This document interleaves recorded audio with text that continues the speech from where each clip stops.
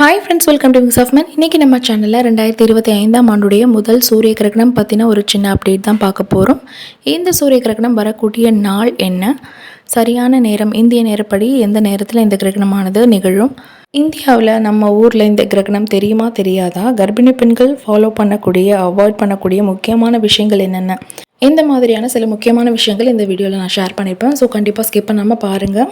First சூரிய கிரகணம் அப்படின்னா சூரியன், பூமி, சந்திரன் இது மூணுமே ஒரே நேர்கோட்டில் சந்திக்கும் பொழுது எக்ஸாக்டாக பார்த்தீங்கன்னா சூரியனுக்கும் பூமிக்கும் இடையில சந்திரன் இருக்கும்.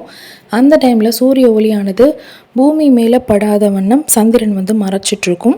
ஸோ சந்திரனை சுற்றி பார்த்திங்கன்னா அந்த சூரிய ஒளியானது பிரகாசமாக தெரியும். சந்திரனுடைய நிழல் பூமி மேலே பட்டிருக்கும். எந்த நிகழ்வை சூரிய கிரகணம் அப்படின்னு சொல்கிறோம். இதில் நிறைய டைப்ஸ் இருக்குது. வளைய சூரிய கிரகணம், பகுதி சூரிய கிரகணம், இப்படி நிறைய டைப்ஸ் இருக்குது. அந்த வகையில் பார்த்திங்கன்னா 2025ஆம் ஆண்டு முதல் சூரிய கிரகணமானது மார்ச் மாதம் 29ஆம் தேதி நிகழ இருக்குது. இந்த கிரகணமானது பார்த்திங்கன்னா சந்திர கிரகணத்தை விட பவர்ஃபுல்லாக இருக்கும். பொதுவாகவே சூரிய கிரகணமானது சந்திர கிரகணத்தை விட தாக்கம் அதிகமாக இருக்கும். இது நம்மளோட ஏஷியாவில் தெரியும். நம்மளோட இந்தியாவில் தெரியுமா அப்படின்னு கேட்டிங்கன்னா, இந்தியாவில் இருக்கிற மக்களால் இதை பார்க்க முடியாது. வெளிநாடுகளில் சில இடங்களில் இந்த கிரகணத்தை பார்க்க முடியும். இந்திய நேரப்படி பார்த்திங்கன்னா இந்த கிரகணமானது பிற்பகல் 2:20 தொடங்கி மாலை 6:13 முடிவடையுது. இந்த கிரகணத்துடைய உச்சக்கட்ட நிலையானது மாலை 4:17 இருக்கும். இந்த டைமில் இந்த கிரகணமானது ரொம்பவே பீக் ஸ்டேஜில் இருக்கும். இந்தியாவில் இந்த கிரகணத்தை பார்க்க முடியாது அப்படின்னாலும் உலக அளவில் இந்த கிரகணமானது கண்டிப்பாக நிகழும். ஸோ கண்டிப்பாக ப்ரெக்னென்ட் லேடிஸ் சில விஷயங்களை ஃபாலோ பண்ணியே ஆகணும். முக்கியமான விஷயங்கள் அப்படின்னு பார்த்தோம்னா, நம்ம வெளியே போகிறத அவாய்ட் பண்ணுறது நல்லது. அந்த டைமில் பார்த்திங்கன்னா சூரிய கதிர்வீச்சுகள் ரொம்பவே பவர்ஃபுல்லாக இருக்கும், ரொம்பவே வீரியமிக்கதாக இருக்கும். அந்த கதிர்கள் நம்மளை தாக்கிடக்கூடாது, குழந்தைக்கு எந்த பிரச்சனையும் வரக்கூடாது. அப்படிங்கிறதுனால நம்ம பகல் பொழுதில் வெளியே போயிட்டு அலையக்கூடாது. முக்கியமான விஷயங்கள், டாக்டர் அப்பாயின்மெண்ட் இருக்குது, ஸ்கேன் பார்க்கணும், இந்த மாதிரியான அவாய்ட் பண்ண முடியாத சுச்சுவேஷனுக்கு நீங்கள் போயிட்டு வரலாம். அந்த டைம்லேயும் உங்கள் வயிற்றை ஒரு கிளாத் அல்லது ஷால் வச்சு நல்லா கவர் பண்ணிவிட்டு நீங்கள் போயிட்டு வரலாம். சில வீடுகளில் பாத்ரூம், டாய்லெட்லாம் வெளியில் கட்டி வச்சுருப்பாங்க தனியாக, வீட்டுக்கு வெளியில். அப்படி இருக்கும் பட்சத்தில் நிறைய பேர் வெளியே போய் யூஸ் பண்ண பயப்படுவீங்க. பயப்பட தேவையில்லை. நீங்கள் நான் சொன்ன மாதிரி ஷால் போட்டு வயிறை நல்லா க்ளோஸ் பண்ணிவிட்டு நீங்கள் போய் யூஸ் பண்ணிவிட்டு வரலாம். நெக்ஸ்ட்டு நம்ம சாப்பிட்லாமா, தண்ணீர் குடிக்கலாமா அப்படின்னு கேட்டிங்கன்னா, நீங்கள் தாராளமாக சாப்பிட்லாம், தண்ணீர் குடிக்கலாம். சாப்பிடக்கூடிய உணவானது பார்த்திங்கன்னா ஈஸியாக டைஜஸ்ட் ஆகக்கூடிய ஃபுட்டாக எடுத்துக்கோங்க. ரொம்ப ஆயிலி ஐட்டமாக, ஃப்ரைட் ஐட்டமாக, நான்வெஜ் ஐட்டமாக இந்த மாதிரியெல்லாம் எடுத்துக்காமல் லைட்டான ஃபுட்டாக பார்த்து எடுத்துக்கோங்க. அந்த டைமில் ஜீரண சக்தி கம்மியாக இருக்கும். ஸோ இதை நீங்கள் ஃபாலோ பண்ணிக்கோங்க.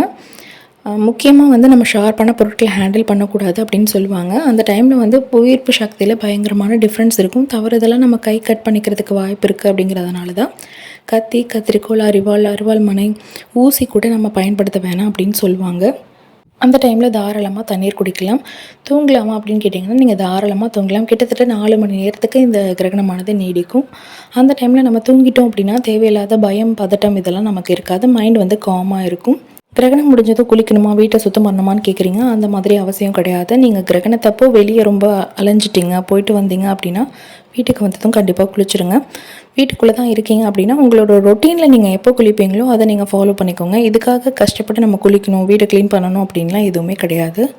முக்கியமாக கனமான பொருட்களை தூக்குறது, நகர்த்துறது, வீடு அப்போதைக்கு க்ளீன் பண்ணிகிட்ருக்கிறது, ரொம்ப எடை அதிகமான பொருட்களை மூவ் பண்ணிகிட்ருக்கிறது, இதெல்லாம் கண்டிப்பாக பண்ணாதீங்க. டிவி பார்க்குறது, லேப்டாப் பார்க்குறது, மொபைல் யூஸ் பண்ணுறதை பொறுத்த வரைக்கும் நீங்கள் டிவி பார்க்குறதுனால எந்த இஷ்யூஸும் கிடையாது. மொபைல், லேப்டாப் பார்த்திங்கன்னா நம்ம ப்ரெக்னென்சியில் அவாய்ட் பண்ணுறது பெஸ்ட்டு. கிரகண நேரத்துலையும் இதை கண்டிப்பாக நீங்கள் ஃபாலோ பண்ணிக்கோங்க. ஏன்னா இந்த டிவைசஸ்லாம் ரேடியேஷன் எமிட் பண்ணும். ஸோ தேவையில்லாத காம்ப்ளிகேஷன்ஸ், இஷ்யூஸ் இதெல்லாம் நம்ம அவாய்ட் பண்ணணும் அப்படின்னா இதெல்லாம் கிரகண நேரத்தில் நம்ம அவாய்ட் பண்ணுறது நல்லது. டிவி சுவிட்ச் ஆன் பண்ணுறது, இண்டக்ஷன் ஸ்டவ், மிக்ஸி இதெல்லாம் ஆன் பண்ணும்போது கை ஈரம் இல்லாமல் பார்த்துக்கோங்க. கிரகண நேரத்தில் நம்மளோட மைண்டை காமாக, பயம் இல்லாமல் வச்சுக்கிறதுக்கு நமக்கு பிடிச்ச தெய்வத்தை வழிபடலாம், பிடிச்ச புத்தகத்தை படிக்கலாம். இந்த மாதிரியான சில விஷயங்களை நம்ம பண்ணலாம். முக்கியமாக அப்பப்போ தண்ணி குடிச்சிட்டே இருங்க. மைண்டு ரிலாக்ஸாக இருக்கும். நம்மளும் ரொம்பவே ஹைட்ரேட்டடாக இருப்போம். அவ்வளோதான் சிஸ்டர்ஸ். இதை தவிர்த்து நம்ம பயப்படணும் அப்படின்லாம் எதுவும் கிடையாது. இந்த சின்ன சின்ன டிப்ஸ் நீங்கள் ஃபாலோ பண்ணாலே போதும். பெஸ்ட் நீங்கள் வீட்டுக்குள்ளே இருந்து இந்த 4 மணி நேரத்தை கழிச்சிடுங்க. தேவையில்லாமல் எந்த ஒரு பயமும் பதட்டமும் இல்லாமல் மைண்டை காமாக வச்சுக்கோங்க. இந்த வீடியோ கண்டிப்பாக உங்களுக்கு யூஸ்ஃபுல்லாக இருந்திருக்கும் அப்படின்னு நான் நம்புகிறேன். வீடியோ பிடிச்சிருந்தால் லைக் பண்ணுங்கள். கூடவே நம்ம சேனலை மறக்காமல் சப்ஸ்கிரைப் பண்ணிக்கோங்க.